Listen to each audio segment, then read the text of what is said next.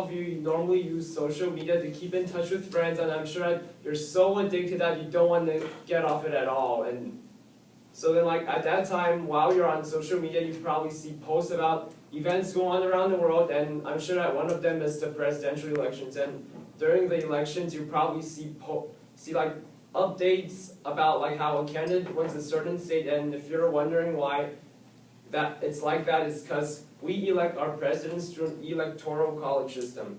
The electoral college is established under Article 2 of the Constitution,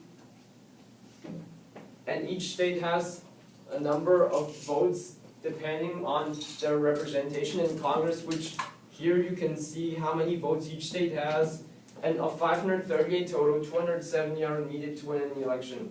I know about the electoral college because I normally like to pay attention to politics, and also I did additional research on online sources such as web pages and news articles to get more stuff. So today I will share with all of you about problems of the electoral college and the solutions to the problems. So let's talk about the problems first. So the biggest problem is that the electoral college can allow a candidate who did not win most of the popular vote to actually win an election. All states except two use a winner-take-all system where the popular vote winner of each state gets all of their electoral votes. According to Fair Vote, the Center for Voting and Democracy, voters actually cast ballots for electors who are pledged to vote for the candidate. And with these electors, it is a problem because there are unpledged electors who could end up not voting for who they pledged to vote for. And there have been 157 cases of these faithless electors, but thankfully none of them have changed an election result yet. According to the Electoral College and Election of 2000 by Fred M. Shelley in Political Geography, Volume 21, Issue 1, the 2000 election was one where George W. Bush won with 271 electoral votes, despite the fact Al Gore won most popular votes. And in that election, it was undecided for as long as 5 weeks. How long?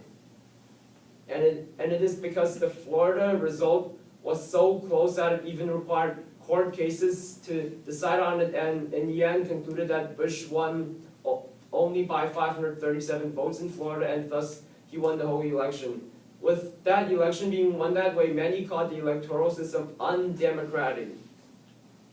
According to the tarnish of the Electoral College from the New York Times opinion pages, the Electoral College can be won by a heavier margin than the popular vote. And let's say an example, in 1936, Alf Landon only won 8 electoral votes while winning as much as 36% of the popular vote. So the Electoral College is something we should definitely be concerned, obviously, because that the winner of the election could be the one who did not win the popular vote, and thus, if it's that way, there will be laws we all do not want, and which means we would pretty much be undemocratic. And with the possibility of faithless electors, they could all just simply vote for a candidate as bad as Hitler, and I'm sure we don't want evil running our country.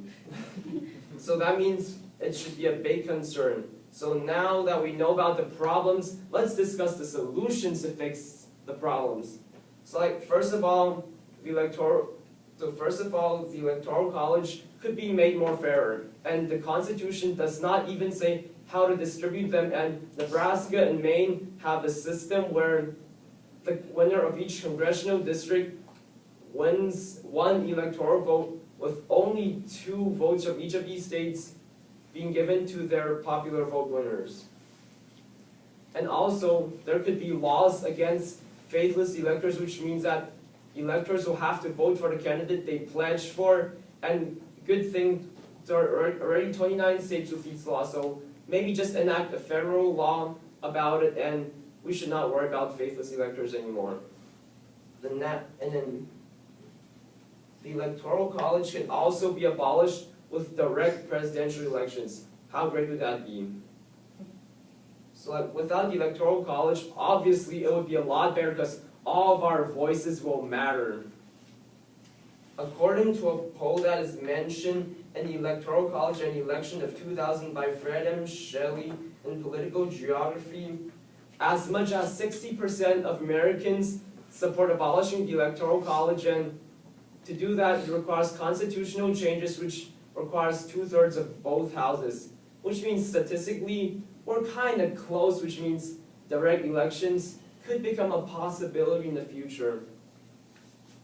According to Direct Presidential Elections, a World Summary from the Electoral Studies, Volume 16, Issue 6, from 1997, most presidents of the 19th century were elected indirectly, but today, most of them are elected directly. For example, in Chile, they used an electoral system until 1925, but today they use direct election. So the world examples can prove that we eventually have the possibility to elect presidents directly. So, and to conclude, the Electoral College is an unfair way to choose our president, and it may result in a popular vote winner not winning the election. It does not have to be that way, because like if we all follow Nebraska and Maine's example, it will reduce the chance of that happening. And also, the Electoral College could just be replaced with a national popular vote. Some countries have successfully transitioned to direct elections for president, and while the Electoral College may seem permanent, only time will tell whether we get direct elections in the future, so thank you.